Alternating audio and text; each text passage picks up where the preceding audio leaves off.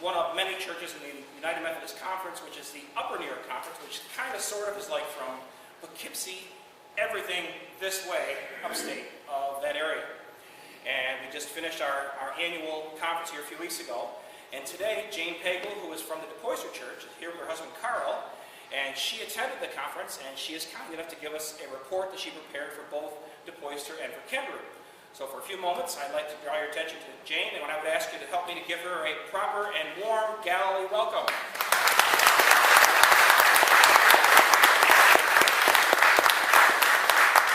And we welcome Carl, too. Welcome to Galilee. Great to have you here. Thank you. Tom said that he figured that getting a report from two different angles. Of course, at the conference we have both clergy representatives and laity. So here we are, clergy and laity. This is, actually I should mention that for years now, Carl has been telling me that I'm not a good navigator. Now, I told him to turn right to get to the church off of, what is that, Lost Nation. So we got here at the very last minute. But, we also got lost when I was navigating for Gene Cray, who drove us to Syracuse. And so it's true, I can't navigate. This is our fourth annual conference as the Upper New York annual conference. And Upper New York to me means our area. And everybody figures that anything south of I-90 is probably Upper New York. If you're up in Syracuse or Buffalo, that's Upper New York. But there is more to We had a lot of reports. We met from about 8 o'clock in the morning, and one day they went till about 11 o'clock at night. We met right straight through, had workshops during meals. Tom got out of those because he had to go find something that he could eat, but we did have pretty good meals. We heard from a lot of financial committees, the benefits for the clergy, and we heard from the trustees, we heard from the college ministries. There are a lot of colleges that are supported by our shared ministry dollars that we wonder, where do they go? There are Native American ministries that are quite active. The youth ministries, we heard from a number of wonderful young people, including the gentleman who got up there and he was telling how they did something, and someone said, why do we do it that way? We've always done it that way. And all of a sudden the whole crowd erupted, because as older people, that's our answer to kids. We've always done it that way. We heard it back. There is, if you've heard of lay speakers, that name is no longer being used. They've changed it to lay servants, because not all of people who go through the classwork end up speaking, but there are other ministries that they may be serving in. Our shared ministry helps to support 4 different seminaries across the country. We chose to go to a workshop called Extravagant Hospitality, and that was a good one. We heard from a lot of different people as to what they were doing to welcome people into their churches. Some things we can use, some we can't, but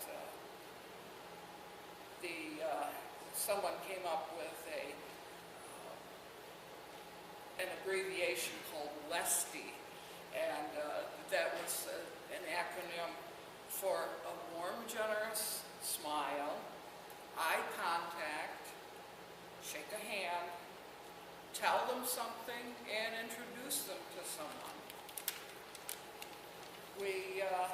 I don't know if any of you have met Bishop Webb.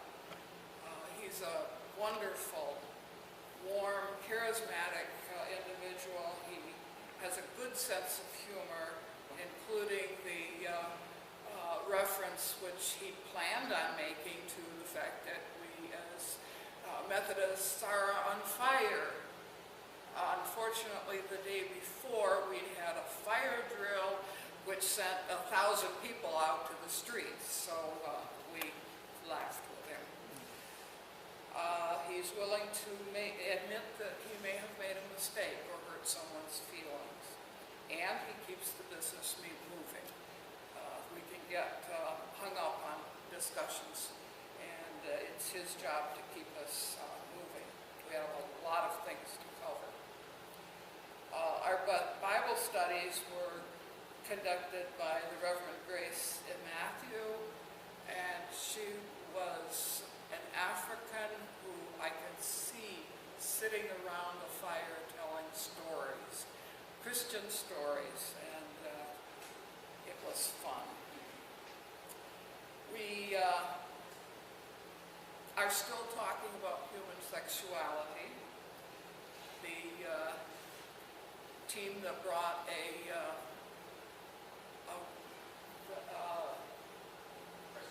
resolution, thank you, saying that all people should be treated alike, was held as something that should not be handled, because our discipline already says that. So they're going to be having a committee that will work on that, and African University is part of our dollars go. It has represented students from 29 African countries, and most all of them go back to their own country, taking what they've learned at a Methodist university back with them. And somehow it's connected to the African University. We have nets for malaria. They gave out wristbands, and there's ImagineNoMalaria.com, which is our web appearance for that.